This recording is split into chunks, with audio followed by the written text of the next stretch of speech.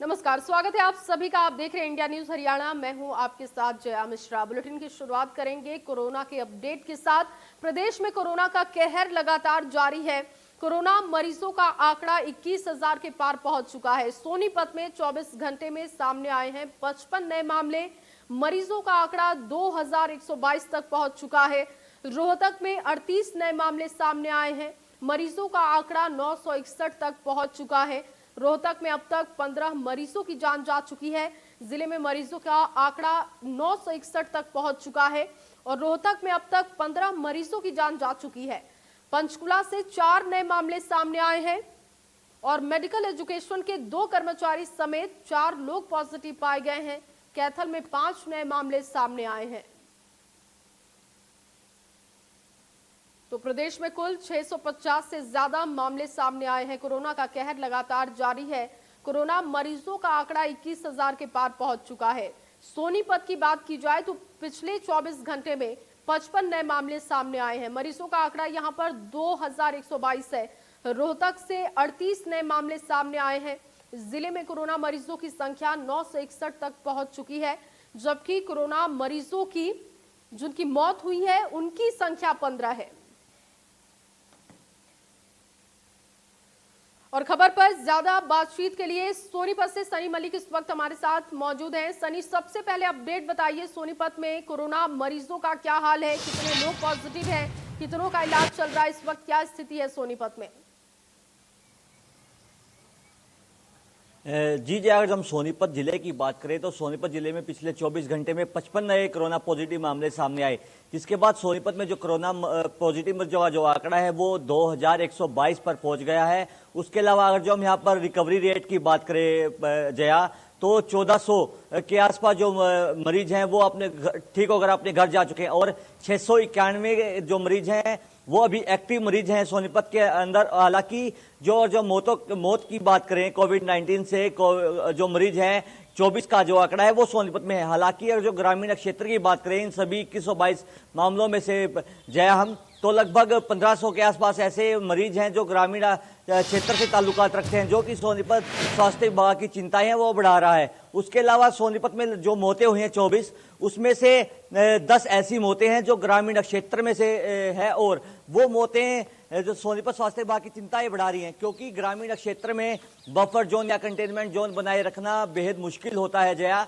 क्योंकि वहां पर जो हम ग्रामीण क्षेत्र की बात करें और जो उस कंटेनमेंट जोन बना दिया गया तो वहां पर आने जाने जो रास्ते होते हैं आवागमन के वो बहुत ज्यादा होते हैं, तो वहां पर जो ग्रामीण हैं वो नियमों का पालन नहीं कर रहे हैं। ये पहले भी हम सोनीपत प्रशासन को इस बात से अवगत करा चुके हैं अपनी एक रिपोर्ट में, लेकिन जिस तरह से लगातार सोनीपत हॉटस्पॉट बनता जा रहा है फरीदाबाद और गुरुग्राम के बाद हरियाणा का, तो कहीं ना कहीं सोनीपत स्वास्थ्य विभाग को और सोनीपत जिला प्रशासन को इसकी ओर कड़े सख्त कदम उठाने की आवश्यकता है कि ज्यादा से ज्यादा सैंपल हैं वो लिए जाएं। हालांकि अभी भी सोनीपत में 1500 से ज्यादा सैंपल हैं हर रोज लिए जाते हैं ताकि कोरोना के संक्रमण को रोका जा सके, लेकिन जब आलम ये है जया हर रोज लगभग और जो एवरेज निकाले पिछले एक हफ्ते की तो 60 से 70 मरीज हैं वो हर रोज आ रहे हैं। जी जया जी, अब 2000 से ज्यादा मामले हैं सनी सोनीपत में।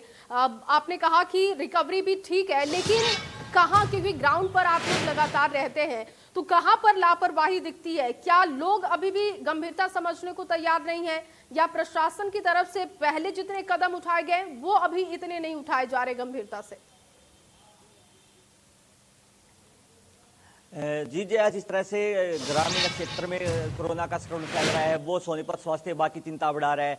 उसके अलावा स्थानीय जनता को भी सोचना होगा प्रिया जया कि जिस तरह से लगातार कोरोना का संक्रमण फैल रहा है वो अपने घरों में रहे, लेकिन जिस तरह से बिना मास्क के लगाकर लोग घरों से निकल रहे हैं, नियमों की अवहेलना कर रहे हैं। हालांकि सोनीपत प्रशासन सख्त कदम उठा रहा है, लेकिन जो एक कदम है वो नाकाफी साबित हो रहे हैं।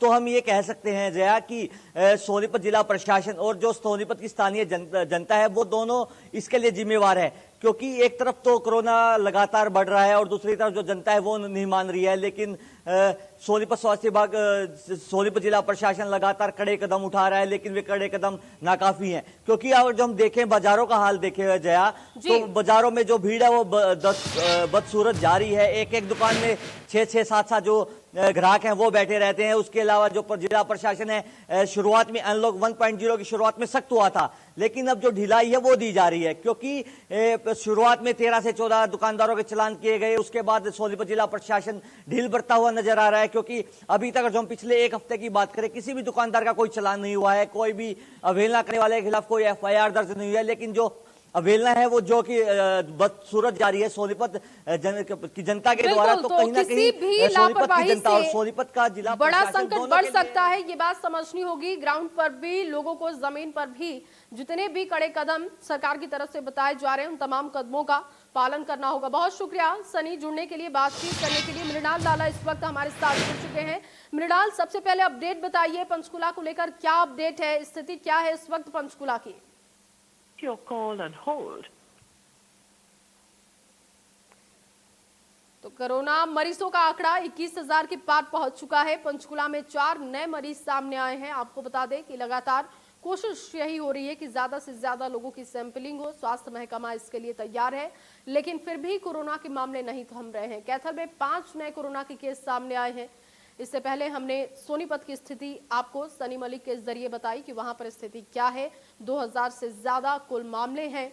लगातार कोरोना मरीजों का आंकड़ा बढ़ते जा रहा है। पंचकुला में 4 नए मरीज सामने आए हैं। सोनीपत में इस वक्त अगर कुल आंकड़ों की बात की जाए तो 2000 से ज्यादा आंकड़े हैं। हालांकि रिकवरी रेट अच्छी है, लेकिन अभी भी आपको गंभीरता से इन तमाम परेशानियों को देखना होगा, क्योंकि अगर आप थोड़ी भी लापरवाही बरतते हैं तो एक बड़ा संकट आपके लिए खड़ा हो सकता है। मृणाल हमारे साथ जुड़ चुके हैं पंचकुला से। मृणाल, सबसे पहले तो पंचकुला की स्थिति क्या है, क्या अपडेट है वहां को लेकर? जी बिल्कुल प्रिया, यदि पंचकुला की बात की जाए तो अभी तक जो है जिला पंचकुला के 144 टोटल पॉजिटिव केसेस जो है वो यहाँ पर आए हैं, और 62 जो है वो अन्य जिलों के हैं, जिनको के यहाँ पर जिनका जो जरे इलाज है सारे के सारे, और अभी तक काफी लोग इनमें से ठीक होकर अपने घर भी जा चुके हैं। तो यदि बात अगर पंचकुला की यदि इस टाइम बात करें तो लगभग इक्का दुक्का केसेज यहाँ पर आ रहे थे, लेकिन कल का खास तौर पे देखा जाए तो 6 से 7 केस 3 स्लैब्स के अंदर जो है सुबह, दोपहर और रात को जो है लैब की रिपोर्ट्स आती हैं, जो कोविड लैब पंचकुला में बनी हुई है। तो उसके अंदर एक इक्का दुक्का केसेस ही आ रहे थे, लेकिन कल जो है 7 से 8 केसेस आए हैं।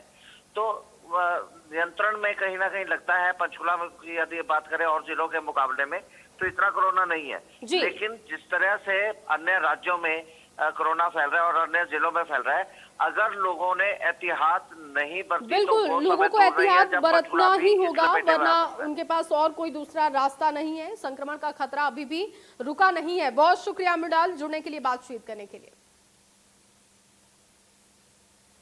और बड़ी खबर इस वक्त रोहतक से आपको बता दें, 58 साल के शख्स ने आत्महत्या कर ली। फांसी लगाकर जीवन लीला खत्म कर ली। कर्ज से परेशान होकर खुदकुशी की है।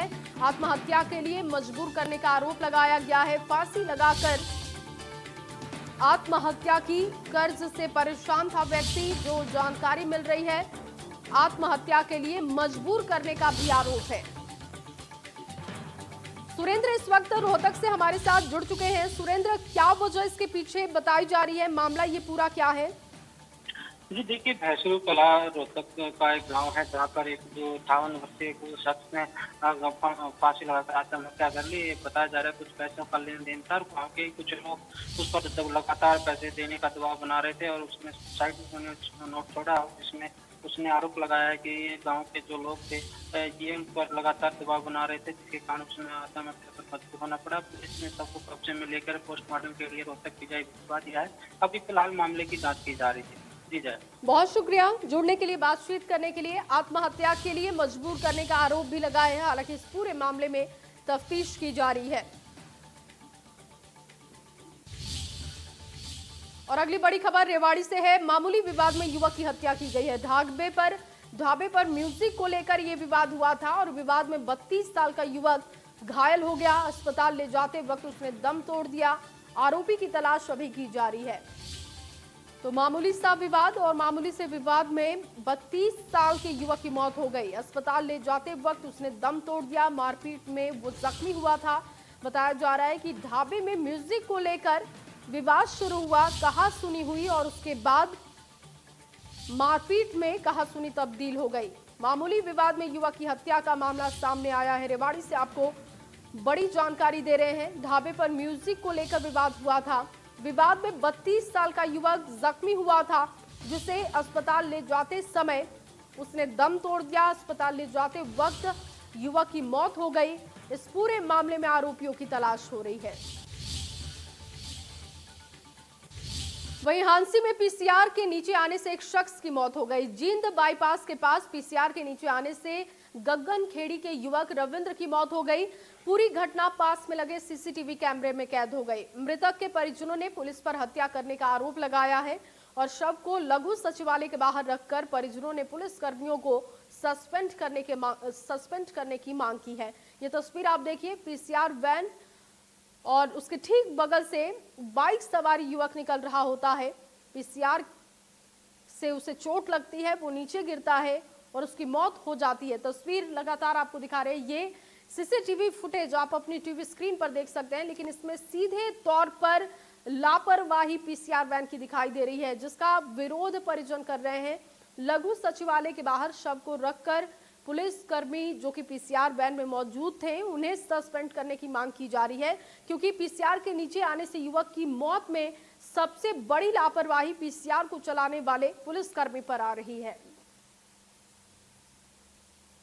वहीं सूबे के डिप्टी सीएम दुष्यंत चौटाला ने केंद्रीय गृह मंत्री अमित शाह से मुलाकात की है। प्रदेश से जुड़े तमाम मुद्दों को लेकर उन्होंने चर्चा की। हरियाणा में चेयरमैन समेत कई राजनीतिक पदों पर नियुक्तियां होनी हैं, इसको लेकर भी चर्चा होने का अनुमान लगाया जा रहा है। इस दौरान दुष्यंत चौटाला ने अमित शाह से हरियाणा बीजेपी के लिए ऐसा अध्यक्ष बनाने की मांग की है जो कि दोनों पार्टियों के साथ तालमेल बिठा सके।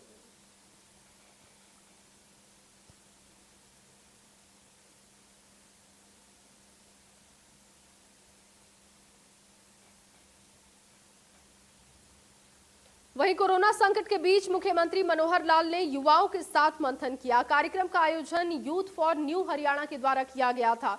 मुख्यमंत्री मनोहर लाल ने युवाओं से वीडियो कॉन्फ्रेंसिंग के जरिए मंथन की और वेबिनार से राज्य, देश और विदेशों से सभी क्षेत्रों के 400 से अधिक विशेषज्ञों ने भाग लिया था। इसमें चिकित्सा, कानून, उद्योग जैसे क्षेत्रों के साथ साथ शिक्षाविद, किसान और छात्र भी शामिल थे।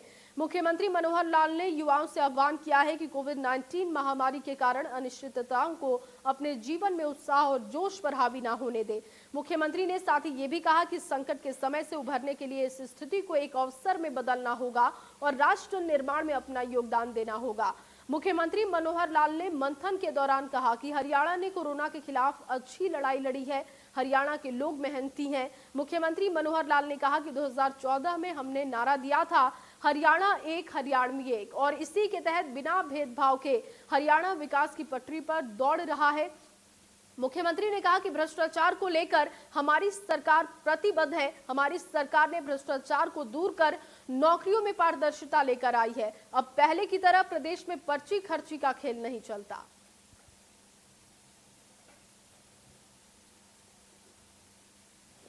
हरियाणा में भी मार्च में जब कोरोना आया उस समय तक हमारी तैयारी बिल्कुल नहीं थी, लेकिन जैसे ही आहट हुई हमने सब प्लानिंग उस हिसाब से की और सारा एडमिनिस्ट्रेशन, न केवल एडमिनिस्ट्रेशन बल्कि जो जो आह्वान किया, समाज के सब लोग, संस्थाएं, वॉलंटियर्स सब लग गए इस कोरोना जैसी घातक बीमारी को कैसे इसकी लड़ाई लड़नी है। हमने उसकी प्लानिंग के आधार पर मैं यही कह सकता हूं कि जैसे सारे दुनिया में भारतवर्ष का काफी एक अच्छा स्थान है इसके मुकाबला करने में, वैसे ही भारतवर्ष में भी जो प्रमुख प्रदेश हैं बड़े बड़े, उनके अंदर हरियाणा का भी एक अच्छा स्थान है उसको मुकाबला करने में। आज हमारा जो स्थान है टॉप में, अगर महाराष्ट्र की स्थिति खराब है तो हमारा 11वें स्थान के ऊपर ये सारी कोरोना की रिकवरी का विषय है या व्यवस्थाओं का विषय है, लॉजिस्टिक्स का विषय है, इसमें 11वां हमारा स्थान है। हम और इसको इम्प्रूव करना चाहते हैं। आज की डेट में 4800 एक्टिव पेशेंट्स है हरियाणा में। इसमें जो स्पीड है अभी हमारी कोरोना टेस्टिंग की, वो टेस्टिंग लगभग 10,000 टेस्ट डेली हो रहे हैं। इस संख्या को और हम बढ़ाना चाहते हैं, कुछ लैब्स और खोलना चाहते हैं, ताकि जितनी ज्यादा टेस्टिंग हो उतना ही, अगर कोरोना पॉजिटिव है भी सही, तो उतना ही उनकी रिकवरी का भी समय लगता है। और अब खबर कुरुक्षेत्र से है। कुरुक्षेत्र के शाहबाद उपमंडल में घर पर पेड़ गिर गया। हादसे में लोग बाल बाल बचे हैं, लेकिन पेड़ की गिरने की वजह से घर पर कई जगह दरार की स्थिति देखने को मिली। पेड़ गिरने की खबर मिलने के बाद शाहबाद विधायक रामकरण मौके पर पहुंचे। हालात का उन्होंने जायजा लिया। लोगों का कहना है कि उन्होंने पेड़ को लेकर कई बार प्रशासन से इस बात की शिकायत की थी, लेकिन प्रशासन ने इस ओर कोई ध्यान नहीं दिया। फिलहाल पीड़ित परिवार ने सरकार से आर्थिक सहायता की मांग की है।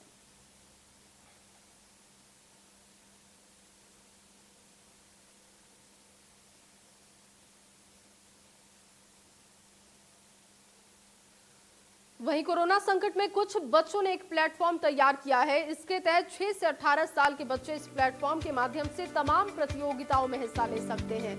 कोरोना महामारी के बीच बच्चों की एक्टिविटी खत्म हो गई है और ऐसे में बच्चों के जीवन में फिर से उत्साह भरने की कोशिश की जा रही है और इसी मकसद से ये पहल की गई है। नमस्कार दोस्तों, मेरा नाम अनान्या डालमिया है और मैं 11वीं क्लास में पढ़ती हूँ। और हम सब जानते हैं कि इस वायरस का हमारी समाज पर कितनी गहरी तरह से प्रभाव पड़ा है। मेरा नाम अनान्या डालमिया है और मैं 11वीं क्लास में पढ़ती हूँ। और हम सब जानते हैं कि इस वायरस का हमारी समाज पर कितनी गहरी तरह से प्रभाव पड़ा है, खासकर गरीबी और बेरोजगारी पर। इसी की वजह से मैंने मैजिक बस एक NGO के साथ टाई अप किया है। हमने एक प्रोग्राम लॉन्च किया है जिसका नाम मिसाल है। मिसाल के 3 भाग हैं। पहला है नेशनल टैलेंट हंट। 6 से 18 साल के बच्चे अपना वीडियो बना सकते हैं, नाचते हुए, गाते हुए, पोएट्री बोलते हुए या फिर म्यूज़िकल इंस्ट्रूमेंट्स प्ले करते हुए, और हमारे वेबसाइट www.misalconcert.com पर भेज सकते हैं। दूसरा भाग है हमारा ग्रैंड फिनाले, जो 25 जुलाई को होगा। इसमें हमारे बहुत एक्साइटिंग जजेस जैसे उषा उद्योग और बहुत अच्छे सरप्राइजेज जैसे लैपटॉप्स और स्कॉलरशिप्स भी मिलेंगे। और तीसरा है हमारा फंड रेजर। ये सब हम एक बहुत अच्छी कॉज के लिए कर रहे हैं और इसलिए मैं आप सबसे निवेदन करूँगी कि जितना हो सके उतना डोनेट करें, पार्टिसिपेट करें और बाकी लोगों को भी इसके बारे में बताएं। धन्यवाद। और चलिए रुकते हैं एक छोटे से ब्रेक के लिए। ब्रेक के उस पार देखेंगे देश प्रदेश की 25 बड़ी खबरें।